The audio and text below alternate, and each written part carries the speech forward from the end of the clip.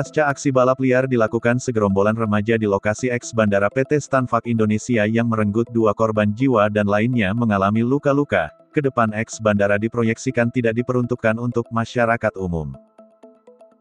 Eks Bandara PT Stanvac berlokasi di Kelurahan Handayani Kecamatan Talang Ubi Kabupaten Penukal Abab Lematang Ilir, Pali, memang kerap dijadikan remaja baik putra dan putri berkumpul melakukan aksi balap liar di lintasan pacu bandara yang kini tak difungsikan.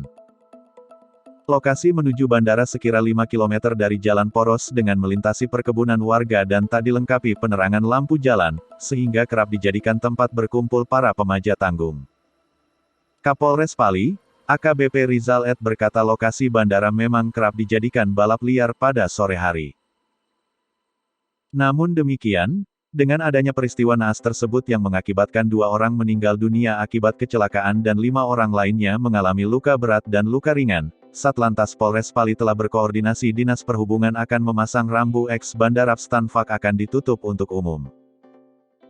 Kedepannya akan ditutup untuk umum, mungkin nanti akan dipasang pelang atau rambu-rambu agar tidak dijadikan hal yang tidak semestinya, ungkap Kapolres Pali, AKBP Rizal, Senin, tanggal 20 September tahun 2021.